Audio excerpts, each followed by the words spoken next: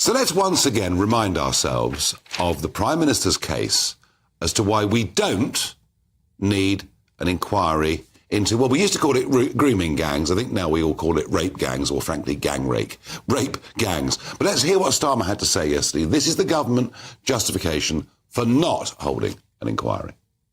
Not once in 8 years did she stand here and say what she's just said. Not once in 8 years.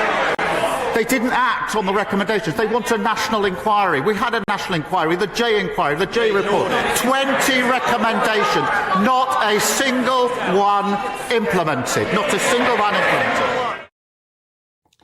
Well, he is right about Kemi Badenoch, who not once in her 8 years in the House of Commons, despite for 2 years being Women's Minister, did she ever mention this subject. But his justification appears to be the J inquiry, and I'll come to that in just a moment. But let's have a listen to Sarah Owens. She is the Labour Member of Parliament for Luton North, but perhaps more significantly, the chair of the Women's and Equalities Committee. Let's listen to what she had to say today in the House of Commons. What about the group of 70,000 men in Germany that had a group that shared tips on how to rape, how to drug, how to get away with sexual assault, how to wreak revenge on women and girls? Just in Germany, 70,000 men sharing tips on that. Can we guarantee that there isn't something similar happening closer to home? Probably not. Well, if, Sarah Owens, you're so concerned about what's happening in Germany, and earlier on in that speech, you talked about sexual assault and rape in the Congo, and you asked the question, could it be happening here? Why on earth did you go along with the Labour whip yesterday and vote against there being an inquiry? And I think the accusation of hypocrisy that hangs around much of what has been said by Labour MPs out of the last few days holds very, very strong. I think it is significant that Andy Burnham today has broken ranks and called for a limited national inquiry. And that's what we're calling for. The J report, Prime Minister, was a shotgun.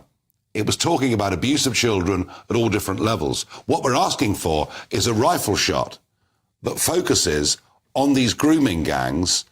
And yes, there's no getting away from it. There is a big emphasis on particularly elements of the Pakistani community within this. That's what we want. We don't want it to take 7 years. We want it to be over in a year. But we want the victims to be able to speak, because they're the ones that were ignored. They're the ones that weren't believed by social services, by the police. They need a stage on which they can tell us the truth about what happened. And we need to know how widespread this problem was.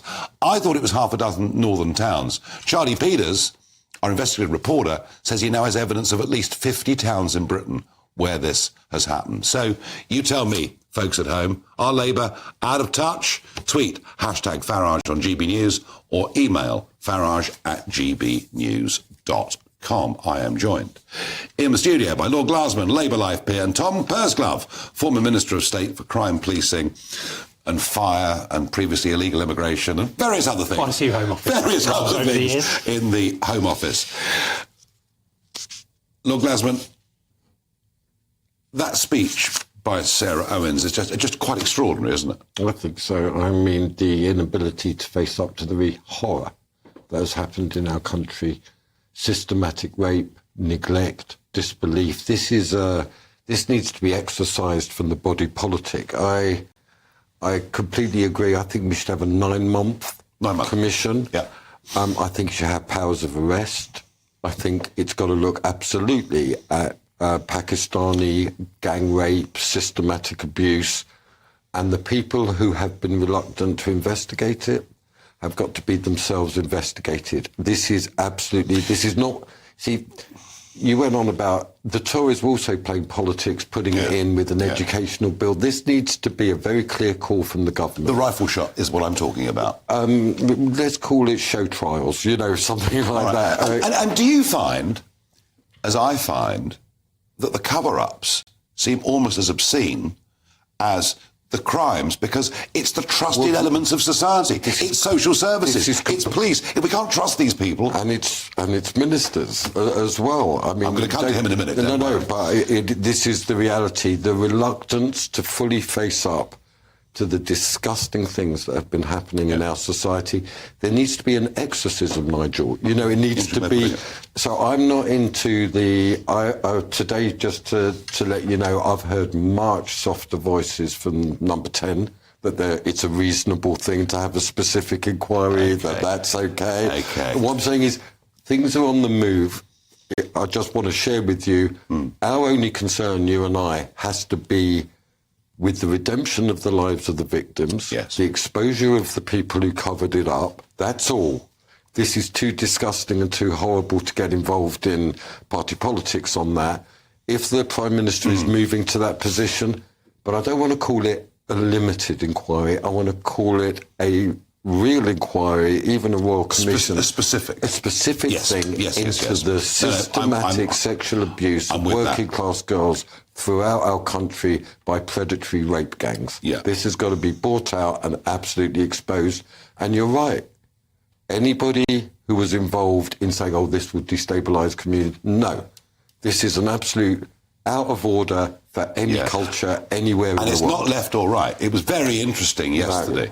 Very interesting seeing some of the quite left-wing websites saying this is not about. This goes way beyond left and right. Where I come from in Labour, this is totally out of order and needs to be exposed. Tom, you know, there was a bit of party politics going on yesterday. I mean, you were, Home Office Minister, and frankly, your government too rejected the calls for a national inquiry.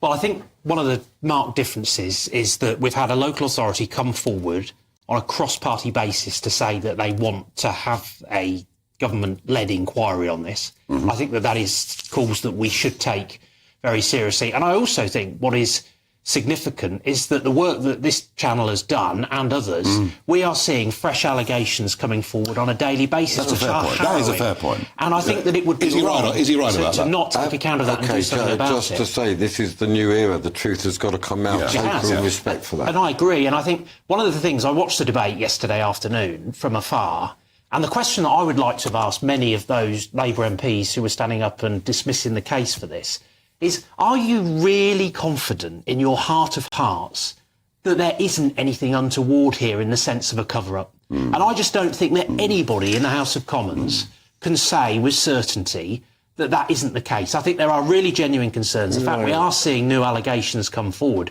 Andy Burnham is a savvy politician.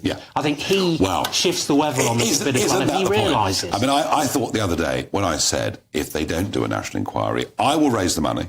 Whatever it costs, I'll raise it, I can do it, and we'll find some independent judges. No, I mean, if the government won't do it, I'll do it. I think Starmer's going to shift on this, don't you? Well, I think the lines have been so thin in terms of, I can't mount, thinking through the arguments that ministers would play through on this, I can't find a single credible argument to not go ahead with a public inquiry. But I was surprised at the kind of very aggressive approach that the Prime Minister took yesterday in relation to this. This has to be about the victims. I think you're right to say that. He's using the J inquiry. But that was broad. And the J inquiry is 459 pages. It mentions Rotherham once. And you're right, it was very, very broad. He's going to have to shift on this, isn't he? He certainly will. It's absolutely necessary, and it's absolutely necessary that we don't go on about the party politics on this, that there has been a reluctance to engage with the truth over 20 years. Right? This is disgracing our nation. Is this because people can't accept that? I mean, let's remember back to 97. Let's think what Peter Mandelson and others, Tony Blair and others were saying. I mean, the new ambassador to Washington. Well, we'll see whether Trump wants him. It's not up to Trump whether he has him. Do you know what? In a way it is, though, isn't it? Well, I think that would be wise to pursue that. But But, they all talked about diversity, as if diversity for its own sake was a good thing. And we all accept diversity actually can be a very good thing, but provided it comes with a degree of integration as well. Isn't this a failure of integration of communities? Isn't it a failure of the multicultural experiment? Absolutely. And we're in Nigel, you're more aware than most that we're now in a new era. This stuff is not going to stand anymore. No. So we have to understand that people were part of their era, including the Conservative government was part of its era. They were reluctant to inflame. However, there's no compromise on this. The truth of this has got to... We know that there's more coming out.